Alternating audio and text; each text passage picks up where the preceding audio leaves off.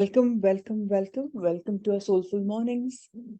Let's start our wonderful morning, a thankful Thursday, with a lot of thanks to so many people in our lives who have made a difference to who we are. Today, let's start with thinking of people who've given us birth, our parents, our ancestors, the family that we have been born into. Think of the qualities they have inculcated in you, the reason you have some principles. Obviously, there are good and bad, but this morning we will be concentrating on the goodness, Think of the values, think of the love, think of the motivation, the encouragement, the attitude that you have.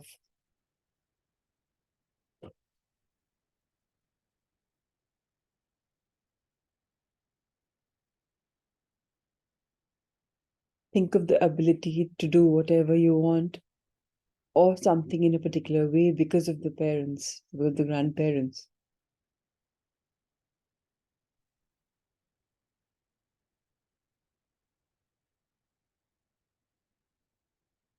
Think of the teacher or the mentor, the guru, who at some point of time has shaped your life into the direction you've taken.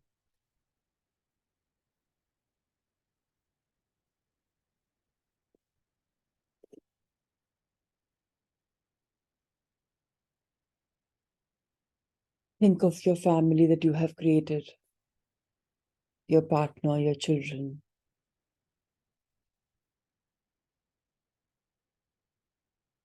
We all learn lessons from them. So much to be grateful for the way they have turned out.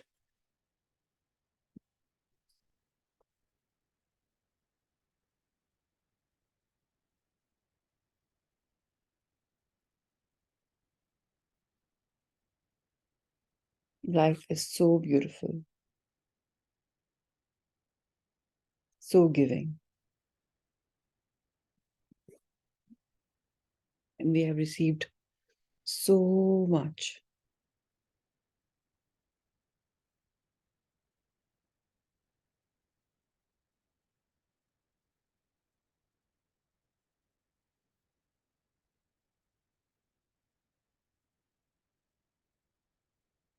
Now think of everybody that you need to thank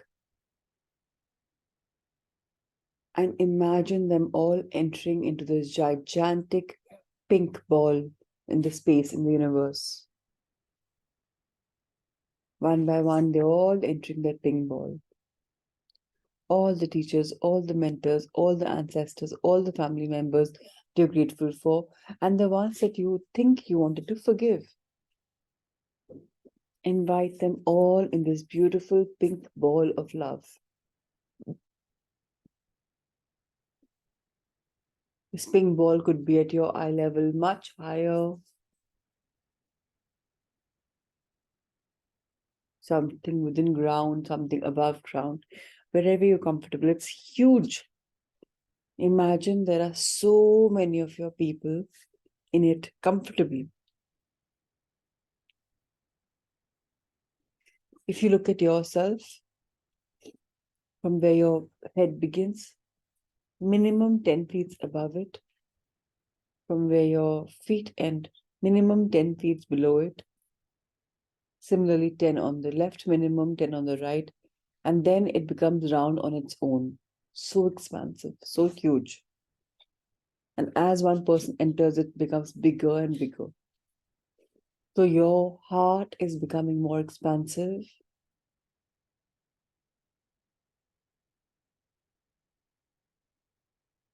And now that everybody's entered it, you too enter the ping ball.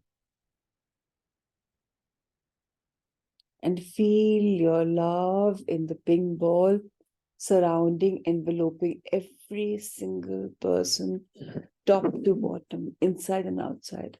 Your love is so strong, so vast, so expansive that it envelopes everybody, including you. Love is all we have. Love is all we give.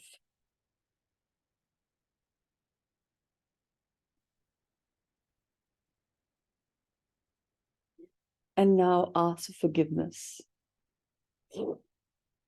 Knowingly, unknowingly, you have done something wrong to them, or maybe even expected something more than they could give you.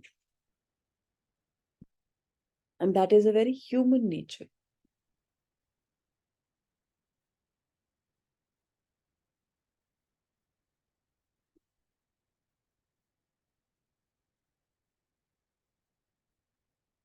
Hold your hands and say to them,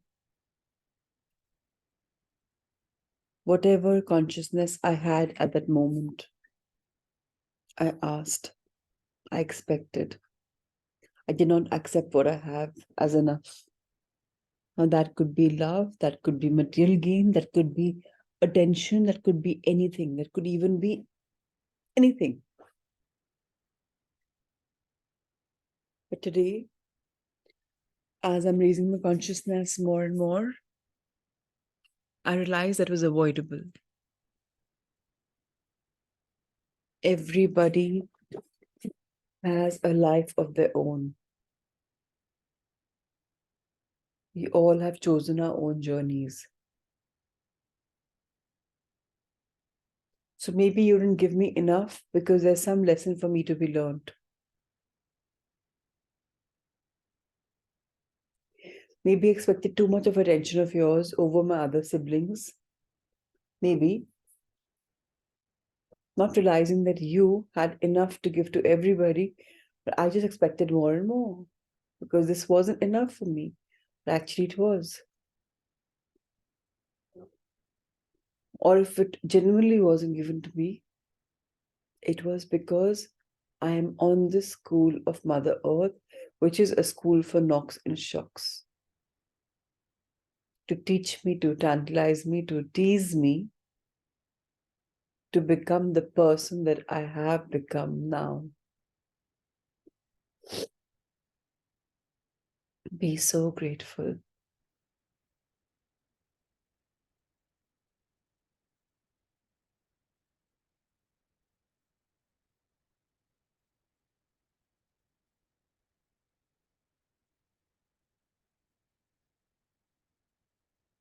And now touch your heart and feel that golden ball and the people shrinking in it to becoming as big as your heart and this ball entering your heart.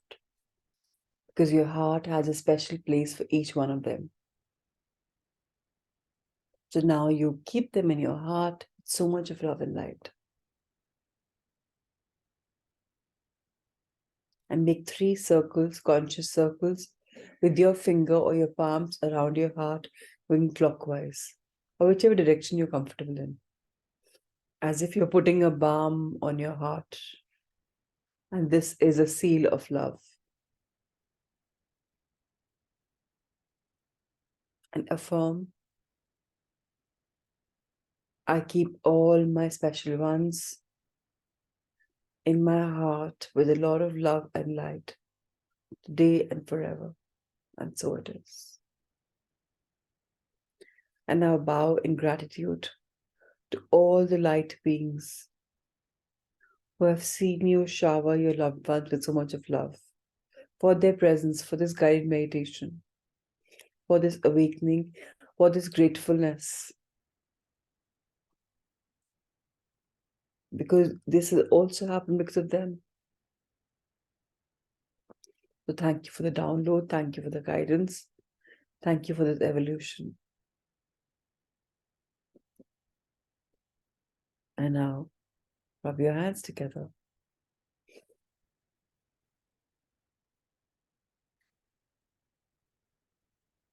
And spread it. You're blessing everybody with love and light, far and wide, in this universe or the other, in this time space or another, in this dimension or another. Let my love be the love language that compounds over and over and over again, that spreads over and over and over again. And so it is. You can touch your hands throughout your body and welcome and gently open your eyes.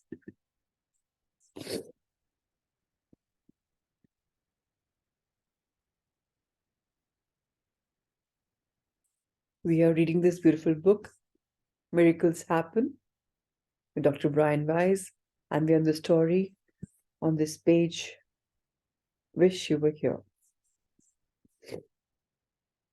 When I was in middle school, I was sitting in the front steps to my porch in Springfield, and a boy from my neighborhood walked up the street with his friend Patrick. Just 1 second, please. Just 1 second.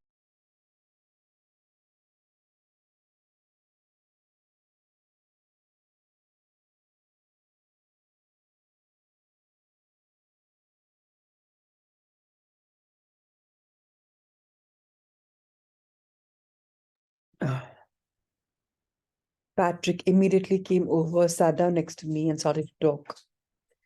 He was so cute and seemed to really enjoy talking to me. I remember asking what his name was, but I didn't understand what he said. I asked him to spell it, and he spelled it with the apostrophe after part. That didn't make sense to me. From what I recall, it was P. Drake. I asked him where the vowel was, and he just smiled. My friend came down saying that Patrick's parents were coming to get him. He hadn't wanted to leave, but he could not stay because they had been in trouble with his father before. Later, I heard that he had been beaten by his father. After he left, I asked a neighbor about Patrick's home, about Patrick's name, and she said he was not from this country, that there were problems with his father's behavior, and that he might have to be sent back to where he came from. From what I recall, the beating was so bad that the police were called. I felt sorry for Patrick. And that evening when I went to bed, I prayed that he would be okay. It was the first time I can ever remember praying for anyone. When I was in high school, there was a boy who would stop by at the store where I worked and talk to me every day.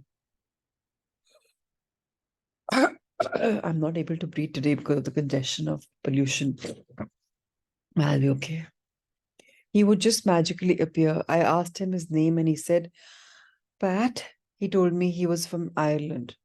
I used to ask him how long he had been standing there behind me, and he would just smile. We built up a good friendship over the months until he told me he would not be able to stop by again. When he left that day, I cried. I had a thought come to my mind that I would that I would see him again one day and that he would be my husband, and this thought comforted me. There were so many things, a boy with whom I felt a strong connection, who would always say hello to me after French class, tapping me as he left the room. One whom I would talk to at a place we called the Wall, whose conversations I enjoyed. I remembered in college weekends at the Jersey Shore, a nightclub I went to every weekend. There was a man on stage working with the sound and lights who would stare at me. I thought he was cute, so I smiled and I waved. I always felt that someone was watching me there, so I soon stopped going. But I had the feeling that I might have blown an opportunity that life would have given me to meet the man on stage, and that there was something more for us. And then there was a time when my friend mentioned a co-worker named Patrick, who had been born in Ireland. Even though my friend assured me it wasn't the boy from my memories, I daydreamed that it has to be. I baked banana bread and pumpkin pies for my friend to take to work and share with Patrick. Eventually, I forgot about all of this and married someone else. 30 years after the last time I saw Patrick, he contacted me via the internet and asked me to meet up. On the initial meeting, I did not recognize him. He asked me if I truly remembered him and looked me in the eye. I recognized those eyes. It was vaguely coming back. Afterward, he said that we should meet for a real date. When we did, I felt such a connection that it scared me. I strongly felt that he would be my husband, but I was scared as my last relationship had been with the man who had left me. We talked and realized it had been all along the time with his father, the wall, the French class. I asked him about my friend, co-worker. It turned out that Patrick was the one with whom we had shared all the cooking. It was also Patrick on the stage at the summer nightclub doing the sound and lighting.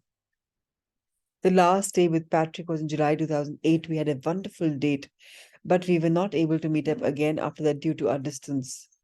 The last week that Patrick and I talked was right before your workshop. He asked me to share my experiences with him when I got back. I also happened to mention that I had asked the doctors to check my heart. That same week, a few minutes before my heart test, I learned that Patrick had died.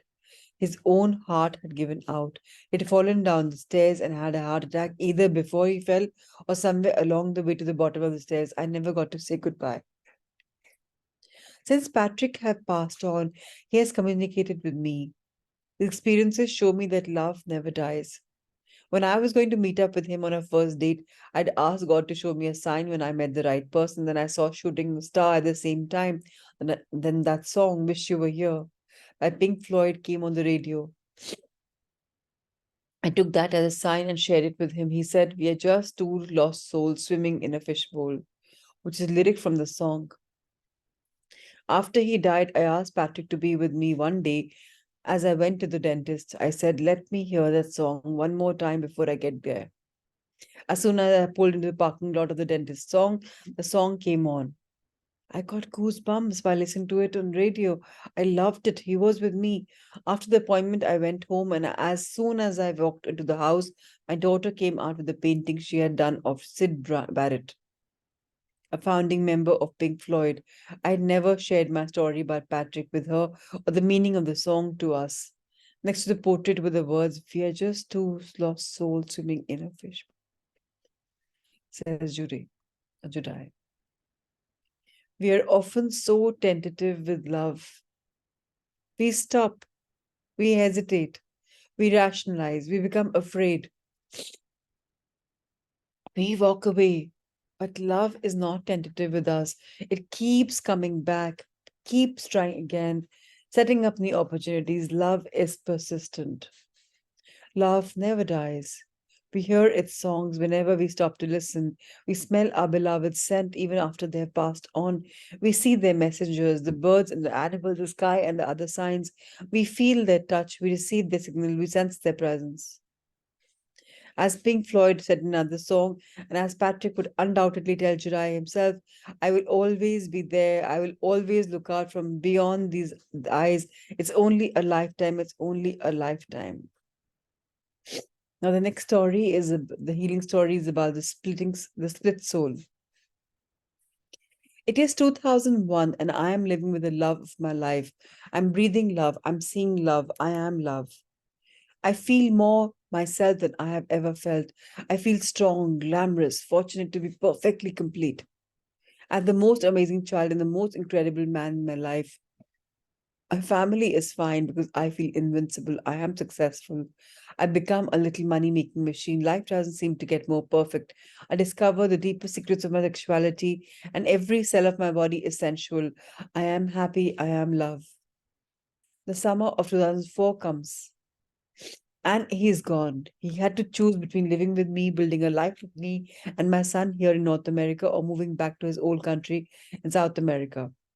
I need to choose to let him go or choose to keep him, and I have the power to do both. We both know that our love stays the same because there is no time, no past or future. It just is. Years pass on. I can't afford the luxury of getting depressed, so I fight it. My income drops dramatically. My savings are paying the monthly bills. I'm getting sick. My immune system fights against me. I'm becoming desperate. Lying in bed, I have time to think, to change my priorities. God is with me. I get back to the day to day life, but I am not myself again. I thought He took away my desire and left me empty. My mind was saying that I had to close the door and forget Him. My heart was craving for His touch, and my soul was totally and irrevocably in love with Him.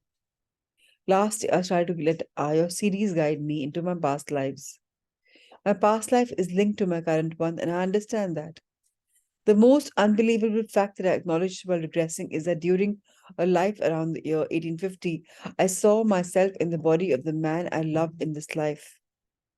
I was he, the man in this life that made me feel complete and perfect. the man that taught me to love again. And because of this love, I could love the universe. I was he. Back then, I saw him, me, being totally irresponsible, leaving my wife, no reason, just ignorance and selfishness. My wife back then was a dear friend I lost 10 years ago in the current life. She was caring, beautiful, smart, and fun back in that life, the same as she was in this one. When I regressed back to the time again at your conference in Toronto, the experience was so vivid. I saw myself in his body, not caring about anyone but myself. I saw myself dying alone in a railroad station. What did I have to learn? How to be alone and how to be responsible. I did not learn that back then. I feel so much guilt for leaving my wife, my friend. It's hard to express in words. While regressed, my dear friend came to me along with my uncle. They're both gone in this life, and they both came to comfort me, to calm me down. At the conference, I was crying, feeling so deeply guilty. I was crying and I could not stop. It's okay, it does not matter, it's fine. Calm down, it's okay. This is what they told me. I'm learning my lessons slowly but surely. I'm very responsible in this life. I'm raising my son by myself and I work hard to offer him the world. The man I love, who's me, is responsible now too, back home in his country and raising his own children. We're finally getting it. And we are responsible and alone. Why alone? Are we a split soul, says Violet. Even after their deaths, our loved ones often help and guide us from the other side, from the spiritual dimensions. Wiley describes being comforted by her dear friend and by her uncle, both of whom had died. In the regress state, when our usual mental barriers are relaxed, such helping visits by a spiritual family are more clearly perceived. Real and lasting happiness and joy cannot be dependent on others. These are inner states. Lovers may leave, but love cannot. It is our real nature. Violet is learning these difficult lessons, and she's finding an inner love that is permanent.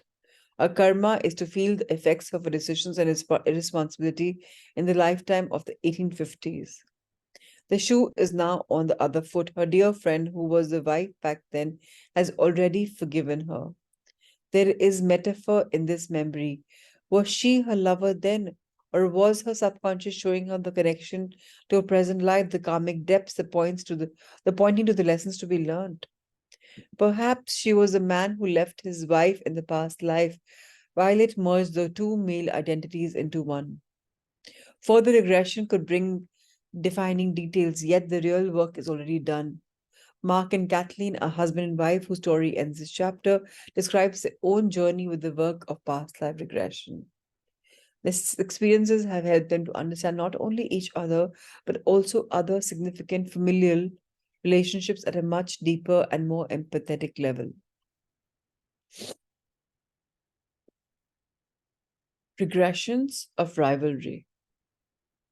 In my late teens, in this lifetime, I was at first baffled by the fact that my otherwise loving and conscientious mother would always find fault with any of my girlfriends, particularly if she thought that a relationship might become serious.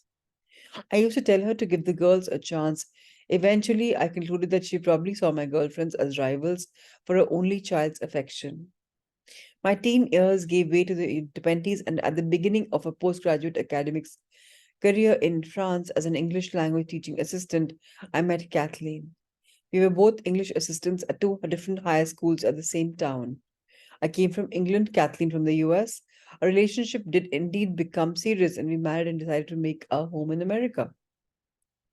And the conclusion that I gave at the end of the first paragraph only begins to explain the turbulence that my mother created on occasion during the 16 years from my engagement in 76 to her death in 1992. We were treated to all manner of manipulation in letters and phone calls, and our visits to England to see her and other family members were punctuated by outbursts of temper, usually for reasons that were clear only to my mother. We soon realized that she was trying to drive a wedge between us, the only way for us to present a united front, which we did indeed.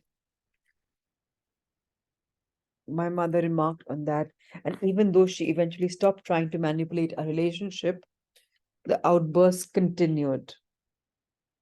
I was able to spend the last 2 weeks of my mother's life with her in the hospital, where she had been admitted because of the latest stages of terminal cancer. Just before I arrived, a cancer induced stroke took away her the power of speech, but not her hearing understanding. Despite all that had happened during the past 16 years, I was grateful just to be able to be present with her during her final days. After my mother's death, Kathleen and I often reminisced about my mother's volatile personality, wishing that our relationship with her might have been more peaceful.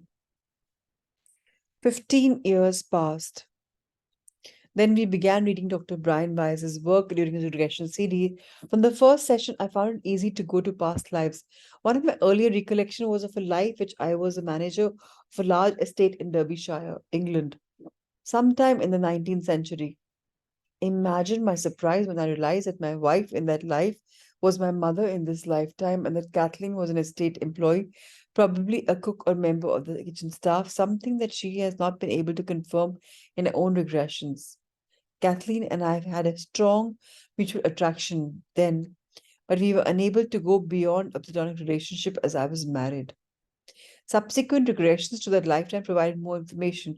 I believe that the estate might have been Chatsworth because of an incident that happened in the past life when my wife, my current life mother, and I were shopping in Buxton, the nearest large town in Shatstan state. She and I were in a store where Kathleen and some other employees entered. I turned to greet Kathleen and the others, and then I turned back to my wife. There on her face was the same look of annoyance, frustration, disdain that I had seen many times on my mother's face in this lifetime, especially after Kathleen and I became engaged. During another regression in that lifetime, that same look was my wife's face when Kathleen stopped by our house to inquire about my health after I suffered a respiratory illness that eventually led to my death. I'd been helping a local farmer at lambing time, had been caught in a heavy rainstorm, and had contracted a cold, which became bronchitis and then pneumonia. Interestingly enough, I suffered from bronchitis on a number of occasions as a child in this lifetime. We certainly have our own evidence that souls do reincarnate in groups, whether Kathleen, my mother, and I have been together in additional lifetimes we do not know.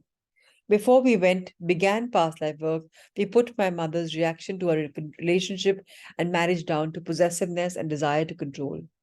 Regressions to the past life, coupled with meditation, reflection, and other spiritual work, have revealed to us how much my mother's reactions were based in fear of losing the person around whom she had built her reality. It would be easy for us to comment that there was no need for this, for fear to losing her loyal husband in that past life or her son's love in this life, but her fear was for real for her, as it manifested itself as described. We are not able to see her actions and reactions with compassionate understanding. We see her as a wounded soul and we wish her inner peace and healing. It is fascinating just how many themes and aspects of past life occur again in present lifetime. I have visited in chronological order lives as the wife of an Indian nobleman, a Roman senator, European builder in medieval times, a blacksmith, a royalist cavalryman in the English Civil War, a French female professional theatrical singer, and a young German living in Berlin just before and during most of World War II, the lifetime prior to this one. Architecture and buildings interest me in this lifetime just as music. I sing as an amateur in recitals. I've recently begun learning the piano. I enjoy being at sea. And in fact, Kathleen and I used to give enrichment presentations in maritime history for passengers on cruise ships. In two of my presentations, I sang sea shanties and my profession in this life before I retired. I taught French and German at college for 32 years. Although time and effort on my part were needed to learn the two languages, I did not experience any difficulty in learning them to a level of fluency. Past life regression is valuable tool for personal growth. When accompanied by a karmic connection, it can lead to a deeper spiritual understanding of reality. We are all here to learn, to heal, to help other souls and do the same. Kathleen and I are profoundly grateful to have had this opportunity to be reconnected as soulmates in this lifetime and to be able to nurture a loving relationship that has been rewarding. fulfilling, and most of all, spiritually energizing. We have found our compass, and the compass is love, says Mark and Kathleen. Love triangles are far more complex and enduring than we realize. Present life mother and daughter in law were romantic rivals in the 19th century, and the jealousies from that time were carried on to current lives, even though the relationship has changed and the woman who had been Mark's wife, reincarnated as his mother, her insecurities persisted. Past life therapy can heal those emotional wounds, and Mark's mother might have benefited if she had the inclination and opportunity to experience aggression to that Derbyshire lifetime. Many other emotions and feelings may be carried over past lives: anger, love, fear of loss, separation, rivalries, mistrust, concerns about betrayal, affinities, a sense of powerlessness, overprotectiveness are only some of these. The relationship is repaired when the past life origins of the problems are recalled and released, and the relationship can be completely fresh, clear, and in the present moment. All the old baggage is discarded. If relationship problem appears to make little sense given the present life determinants, and the problems seem resistant to reason and correction, these are clues that they may be originating from one or more of your past lives. Our souls are constantly reuniting in order to grow and evolve. To know the past can heal the present and lighten the future.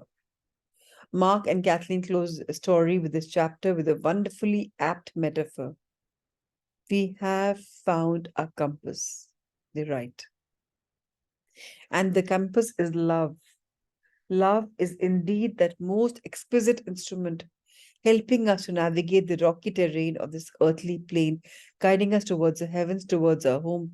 Whenever we become lost in the woods, it reorients us with gentle touch, realigning us on our path. Its force is magnetic, its wisdom unerring. Love is the device, the direction, and the destination. It points the way, and it is the way. Love is our true nature. Love is our true north. How remarkably poetic are these words. How beautiful and profound.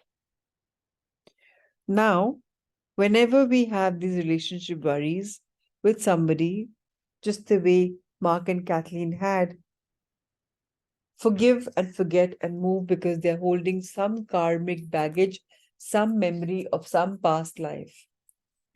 They're doing exactly what they had to do now because of the traumas that they're carrying from the past life before. We forgive them easily. Now we graduate ourselves to chapter number 10, lessons that animals teach.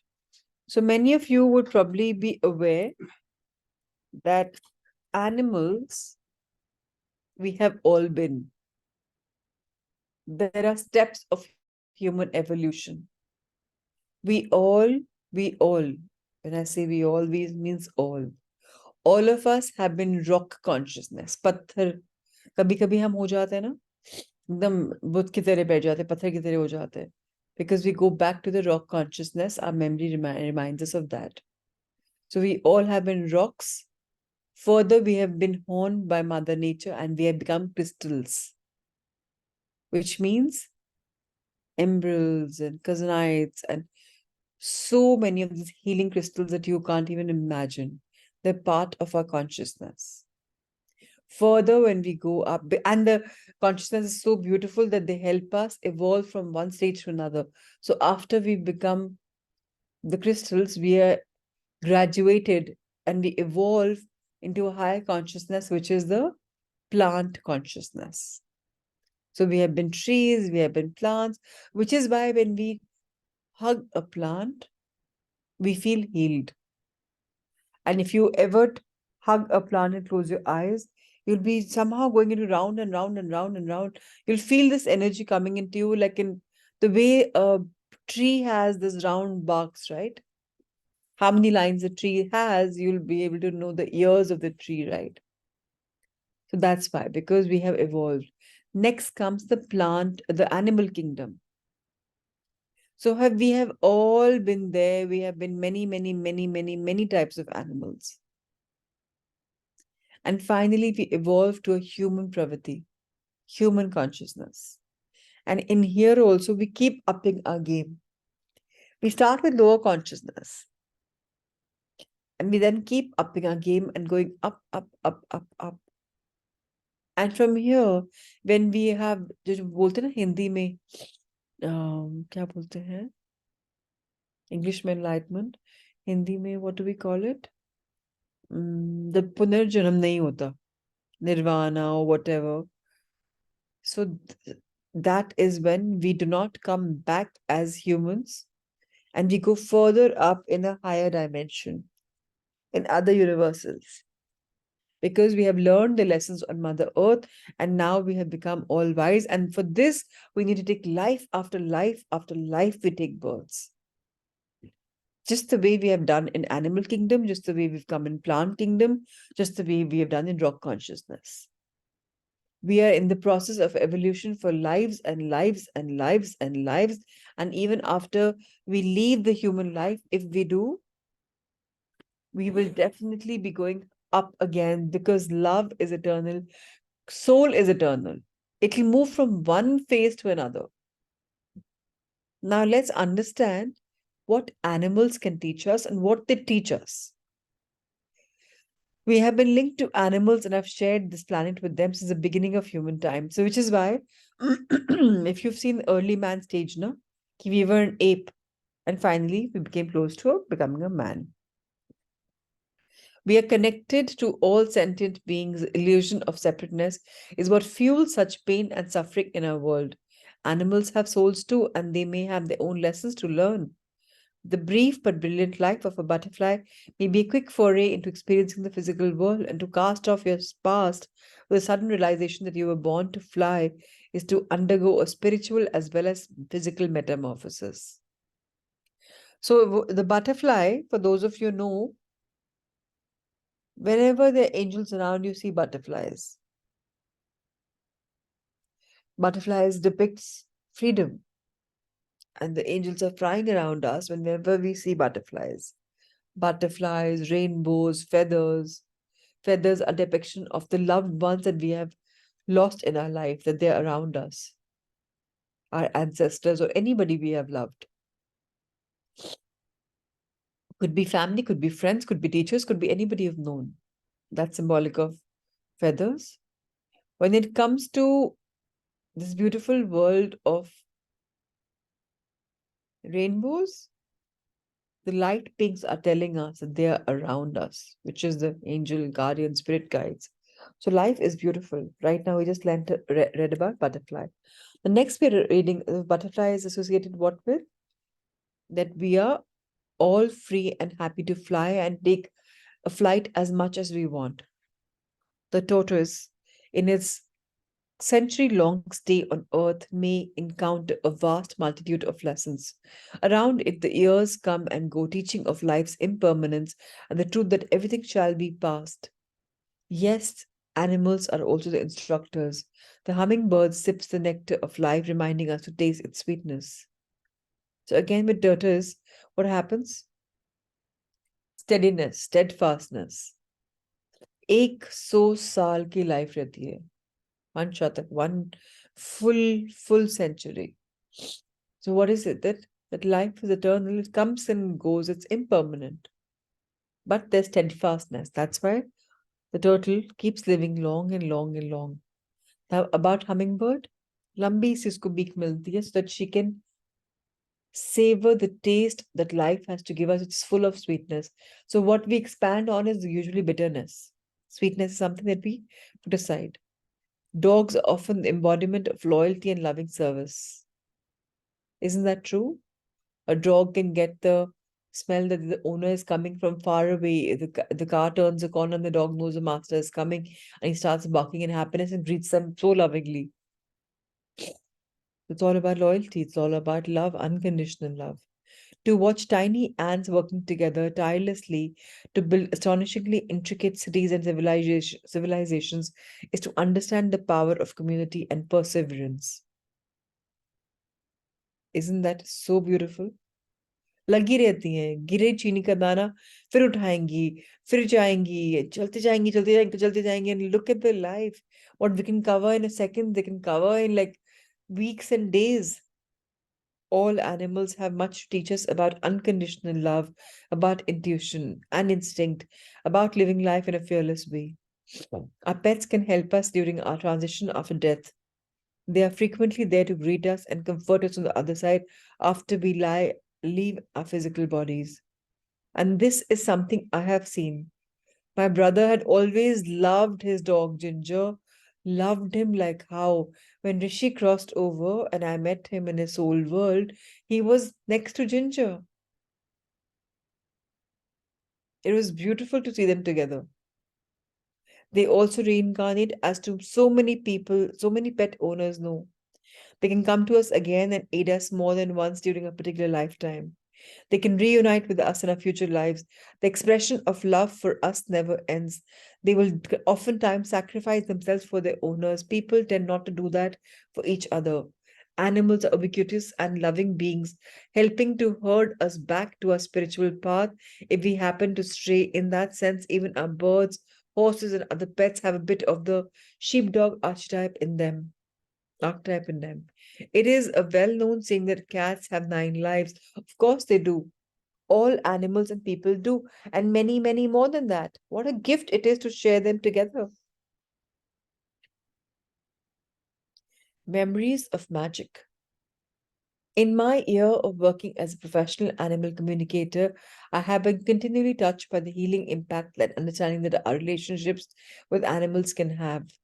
One of the most intense and emotionally complicated bonds I've had is with my horse, Magic. We are close, yet over the years, our relationship brought inexplicable changes that were not easily resolved.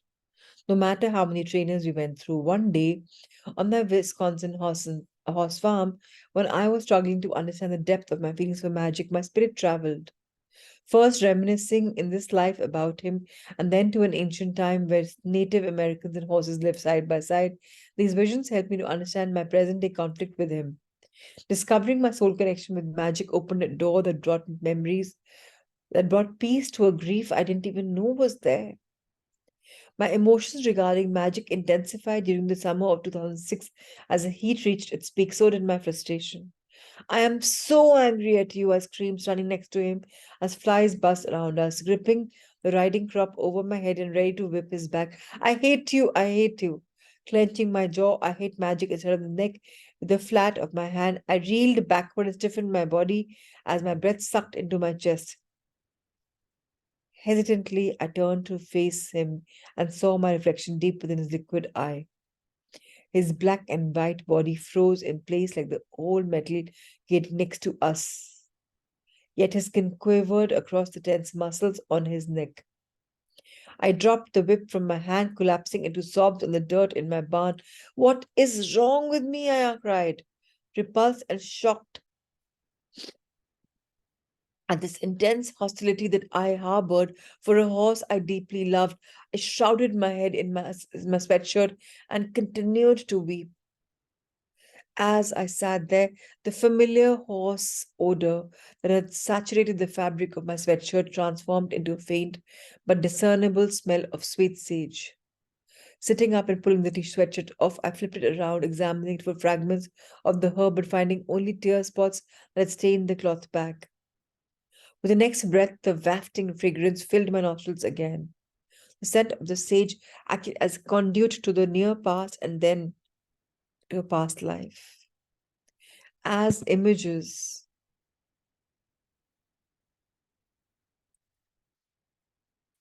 began to unveil in my head, I closed my eyes, followed this familiar aroma through time to when I first met my beloved and difficult horse 6 years ago. Magic and I found each other at a stable where I was working. His lanky 3-month-old body felt familiar, and when my heart jolted in confirmation, I knew he was the one. Weeks earlier, after praying for direction from my guardian angel about a new horse, she had told me of his coming. She went on to say that we would share an intense connection. Incredibly, we had both survived major fires. The presence of his raw, burnt legs caused from running through smoldering hay brought forth the agony of my own car fire when a semi trailer hit my vehicle and I trapped inside. I ultimately jumped through the flames as my only escape. I desperately sought to forget this trauma, but I couldn't turn away. We needed each other. Over time, I would help him heal his legs, and he would help me heal deep emotional wounds.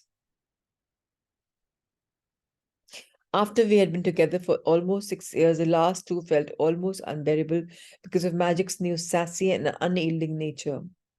During brief, calm moments, however, he repeatedly told me, I am sorry and forgive me. Why would a horse care so much about these topics, anyways? I was constantly amazed that I found myself angrier in his presence than any person or animal I have ever known. Then one evening, after kayaking with my friend Mary, it all began to make sense. It's getting dark. We had better get our kayaks out of water, I remember saying, shivering while looking down at the dank, shallow water of Bad Fish Creek. I don't know why. I felt so creeped out there all the time. It doesn't make sense. I felt that every time I've been here, even though it's been years now. Together, we pulled the boats up the muddy embankment onto the grass. To get them home, we would need my truck, which was parked at my horse farm, just a short distance away.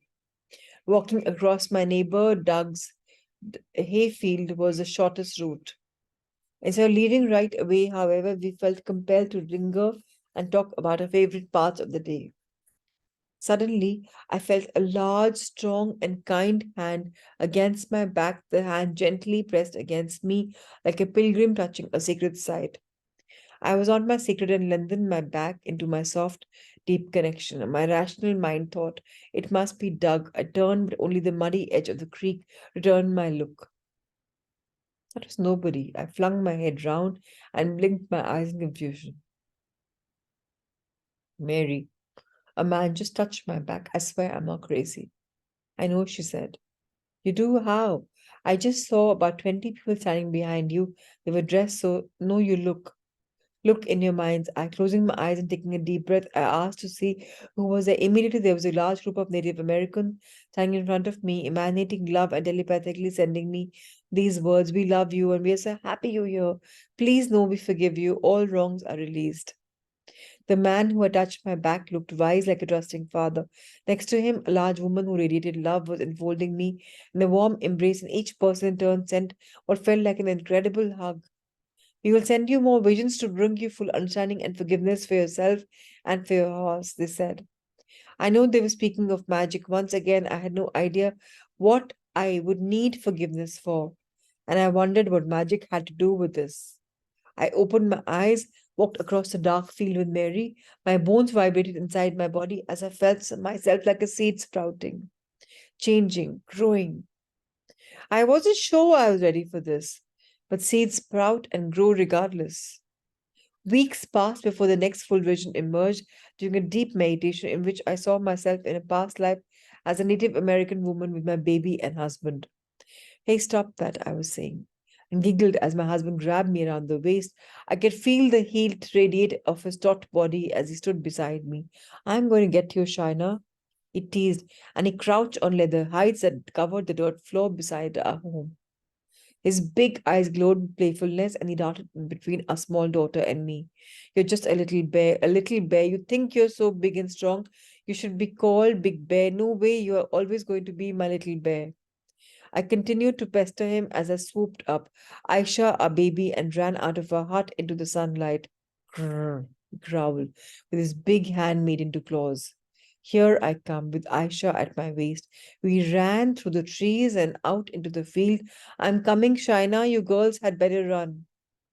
As I looked down at my daughter's soft tuft of black hair, we pranced like sneaky cats to hide amongst a herd of horses. As we moved into the open grass field, a rush of earthen smelling wind brushed our faces.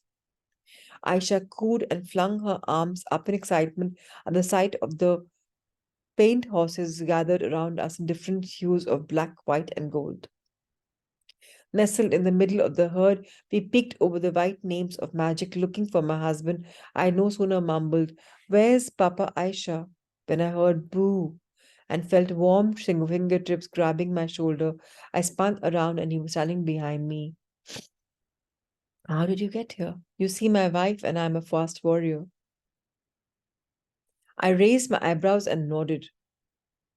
Then Magic's fuzzy black and white nose hit me, as if he wanted in for the fun. I grabbed my head, for he wasn't gentle and it hurt. The horse of yours is rude, I said in irritation. You should trade him to another tribe. Never. He has power. Too much. He's going to hurt one of us. I recalled saying, and then the image faded out. I opened my eyes as the past life ended. I knew from this little story that I loved my husband and daughter. My sense of unity in the tribe was deeply rooted to my connection with them. Magic was challenging in that life too. I relaxed my shoulder, knowing that his sassy behavior did not start with me in this life. A week later, I found myself focusing on another scene from the same past life, one in which there was a small crowd of people grieving and hunched over a man lying on the sun warmed grass. Some of them were chanting quietly as it passed sage through the air. A heavy set woman, adorned in a skirt made of leather and beads, was off to the side, bouncing a toddler on her hip. Near her, a young woman with dark hair knelt on the ground in a simple buckskin dress. The smell of sage filled my nose as vividly as it had that day in stable with magic. I cautiously moved across the green field to take a better look. Who are these people? Then it became clear that the young woman kneeling on the ground, really, it became clear that a woman kneeling on the ground, wailing inconsolably, was Shaina. This time I was a witness to the scene instead of actually experiencing it again. The sun beat down on her hair, reflecting a halo of bright, arcing rainbows. Her hands flung out from the chest and then back again, pulling at her clothing. I looked past her to the face of the fallen man. It was Little Bear. I grimaced upon seeing blood flowing out of his head, staining the grass. He was not breathing. Kindness shone out of his face even in death. Splayed around his head, his long hair, matted and sticky, covered a rock. Dread droplets smeared its surface as flies buzzed around it. Slowly turning to the left, I saw a black and white horse standing solemnly as the other reins dangled off his head into the ground. Magic? My mind reeled. Oh my goodness. Were you involved with my husband's death? No wonder I've been angry with you. The landscape blurred while I gazed at Little Bear. My breathing became shallow as I bent down and looked right into the woman's face. Suddenly, I became filled with incredible sorrow and grief. This was really my life that I was seeing? The devastation of her loss filled me. Her love was gone. She felt utterly alone. Shina fell back on her haunches as she pulled clumps of grass out of the earth, gasped from her open mouth, was barely audible as I looked around, imploring support. No one could see or hear me. Dropping the dead grass, she stared vacantly, the grief of losing a young husband etched in her eyes. I tried to reach out telepathically and send her the thoughts. It's going to be okay. You're going to live in a house across the field someday. You're going to make it. But she could not hear me. The heavyset woman called to the toddler who had wiggled face. Free, come back here, Aisha. Oblivious to the tragic sign, she bumbled towards her mother. Shina spun round, gripped her daughter at the waist. The daughter convulsed, pinching the child's bare skin, causing her to cry. She started screaming Aisha as she pulled out to the ground. Shaina looked around at the clan, sending a gaze on each of them, her jaw clamped tight. They all turned away, staring at their feet and shuffling them in the dirt. The same large woman picked up the crying Aisha and walked off. Another group of people came running to the scene, attracted by the commotion. What's going on? A tall, slender man with grey bladed hair stepped forward. Little Bear rode on Magic fast and playfully. We were all watching and encouraging him. Then Magic flipped his head in defiance and slipped into a large gorge, throwing both of them to the ground. Little Bear hit the rock and died. The new arrivals walked over to Little Bear and paid their respects. I saw my native self get up from the dead husband's side and walk into the crowd, taking a baby from the arms of large woman. In silence, she walked away with the child resting on her hip. No one followed her. Shana moved across a field of yellow flowers and headed into the woods. The tall, thick-barked trees emitting a pungent, earthy smell, and the purifying scent of water filled the air. As she slipped down the grassy, twig-covered hill, she used one hand to keep from falling while the other grasped her beautiful daughter. The sound of rushing water became thunderous. Shaina stepped into the quick flowing stream, immersed up to her thighs, struggling against the water's flow while moving deeper into the powerful current. She took the child from her hip and slowly immersed the baby's chubby torso in the swirling water. She took a deep breath and lowered her daughter below the water's surface. Shaina's arms stiffened. Aisha's tiny body went limp. Shaina turned towards the current, feeling her baby's soft skin for the last time and let go, watching as her dreams and sweet baby daughter floated into the woods and darkness. Screaming and pulling at her hair in mad grief, she leapt back up the embankment and ran out of the woods, through the fields, towards her husband's lifeless body. The clan, shocked at the sight of Shaina without her beloved baby, frantically searched each other with their eyes. No, someone cried out. She took the baby with her. Hunan, little bear's younger child, grabbed her arms and screamed, "Where is the baby?" Shaina pulled her arms free and slapped him across the face. He dove at her waist, pulling her to the ground. The large woman rushed in the intense eyes. "Someone run to the river." 5 natives rushed across the field to the woods and down in the creek. They searched in desperation amongst the downed trees at the creek's edge as the sounds of splashing water echoed hauntingly across the land. "You're too late," Shaina screamed at them. Getting it married, she cried, "Everyone I love is dead now. It's all because of the black and white horse." A wave of knowing that the child was indeed dead flashed over the large woman's face, and she said, shaking her head, "Let her up." They moved away from her in disgust and shock. The images turned to black as I felt myself being pulled back to my present life, sobbing. I opened my eyes. I sat in my current bedroom, filled with grief, gratitude, and an understanding of why my tribe had come back to me. It would not be easy, but I knew that I could now truly heal. Shame was a thread that woven itself through my life. No matter how hard I tried, I could never find the source until magic led me onto the path to love, peace, and self forgiveness. The love that our wise animals give us so that we may be free is incredible. With my beloved horse's persistence and the beseeching love of my past life family, I learned that no mistake is too big to be forgiven, even lifetimes away, says Asia Voigt. In this, Dr. Weiss says, in this powerful narrative, Asia enables us to simply glimpse an important role that the animals play in the lives of humans. Animals teach us about unconditional love, and they often devote their entire lives to this purpose. Their love is not dependent on our behavior, it is strong and unwavering. We do not need to earn it, it is freely given and not arbitrarily withdrawn. We can know this love and feel it on a deep level. Animals reincarnate as magic story illustrates. Their souls may not be as individuated as those of humans. Perhaps a family or group soul mingles more, but this distinction is not an important one. Guilt and shame are negative emotions that cause us great discomfort and instability. They're partly caused by our belief that we have not lived up to some arbitrary level of thought and conduct. We have disappointed ourselves by not conforming to an internalized and very lofty standard of behavior. A failure creates anger, and the anger is directed inward. Repression, despair often follow. The whole process is preventable. The past is an excellent teacher. But once you have learned the material, you need to keep studying it over and over and over again. Doing so will only prevent your education from advancing, learning from the past and to letting it go. We all have made mistakes in our present lives and throughout all our past lifetimes. Clear awareness of our mistakes allows for correction. Please underline this if you have a hard copy. Clear awareness of our mistakes allows us for correction and the intention not to repeat them. Intense guilt, shame, and anger fog our vision and thus obscure the lessons which only lead to repetition of the mistakes. So अगर हमने गलती से नहीं सीखा वो वापस आएगी ही आएगी to teach us a lesson. These negative emotions block our growth and steal our joy. Non-judgmental awareness dissolves harmful negativity and helps us to regain our bearings. Magic returned to teach Asia these lessons. He was a doorway into the past life that contained so much tragedy, loss, grief, and shame.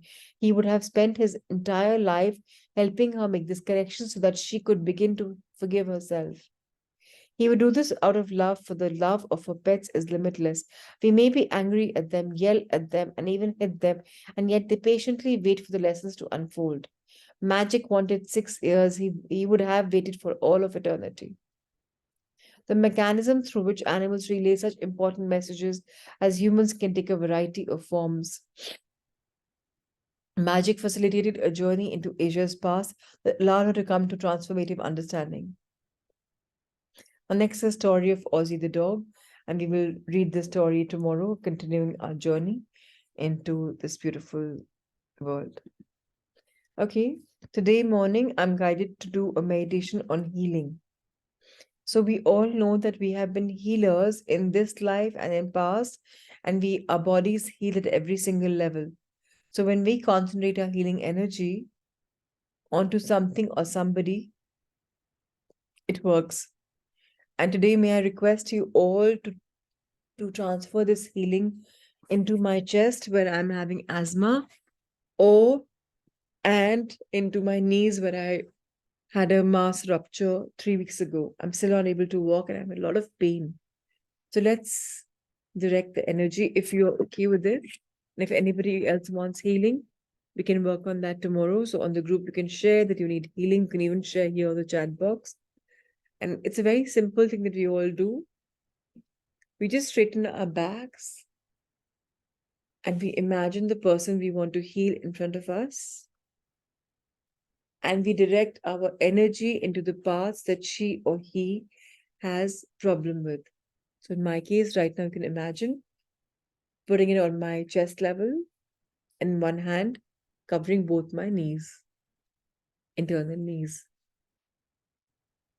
And before this, all we have to do is keep rubbing our hands for at least 2 minutes for them to become really warm, tingly, and with sensation. So we are energizing. जैसे होता है ना हमारी body में हमारे mobile phones में battery होती है. The battery has to be charged for it to work on for a day or 24 hours or whatever. Similarly, the healing power is there in our body. And all we have to do is, with the help of our breath, align it. So now take a deep breath in and a deeper breath out, establishing a bridge between the mind and the body.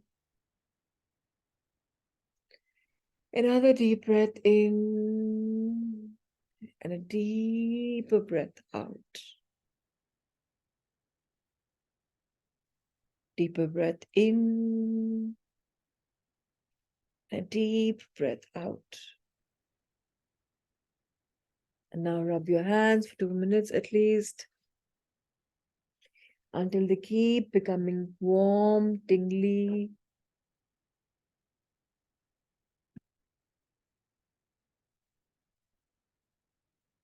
And whenever you think they are already charged, you can imagine me in a little version or the full version, whatever you expect.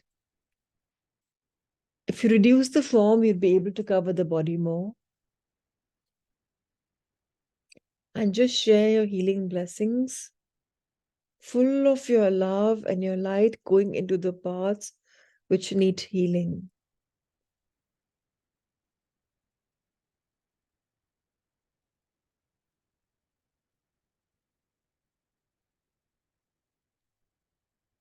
I feel a lot of energy coming in from all directions. So grateful for your healing, for your blessings.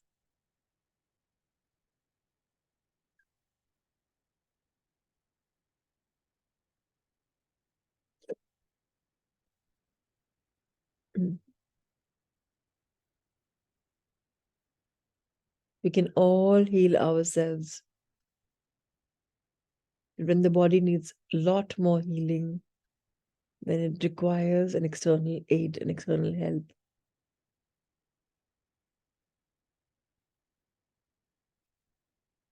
Somebody sending healing to my mind also, I can feel it. Maybe they've made me so small that the entire body is tingling. It could be.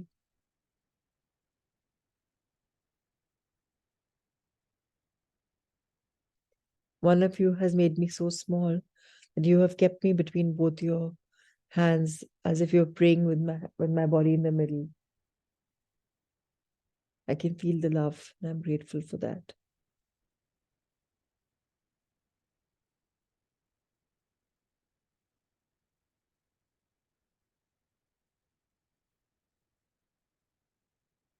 All of a sudden, my knees are feeling lighter,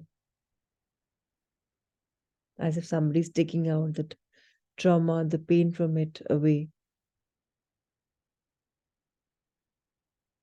I release the stored up trauma and the pain with the power of love and light that is being shined upon me right now, right here. And each of you person is a conduit of healing, of sending love and light. And I'm so, so, so thankful.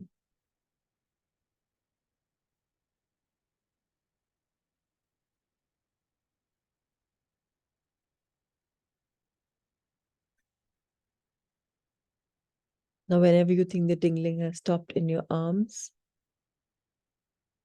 you can stop sending the healing.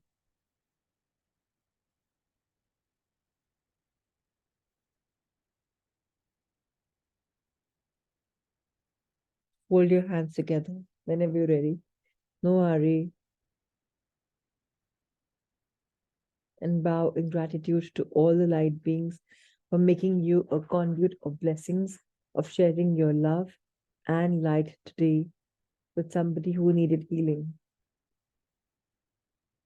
the co-learner who needed healing.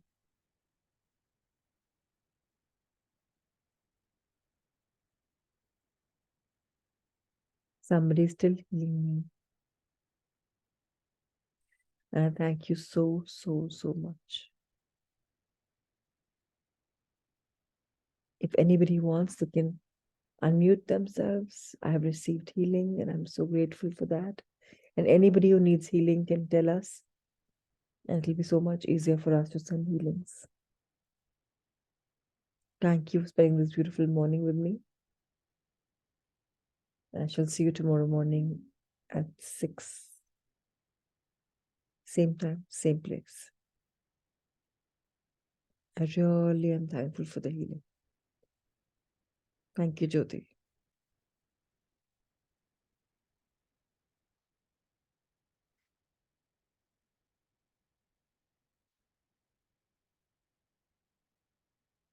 Could be that today, throughout the day, because you began to heal me, that you feel the need to heal me again. I'll be open and receptive. Anybody can send healing anytime to my knees. Yes, I felt it, Jyoti. I definitely felt it. In my heart and in my knees, I definitely felt it. In fact, I'm still feeling it.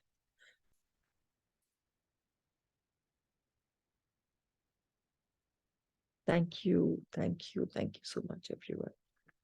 Lots of love, light, blessings, and a lot of heartfelt gratitude to each of you for being there for me today. Thank you so much. I'll see you tomorrow. Have a beautifully blessed, thankful Thursday. Today, just soak yourselves in love, light, and gratitude, because today is a reminder to be on your sunny side up. So if you want, dress up in yellow, because today is a day for yellow, and bring the sun in you out and be just so grateful and be so much in love.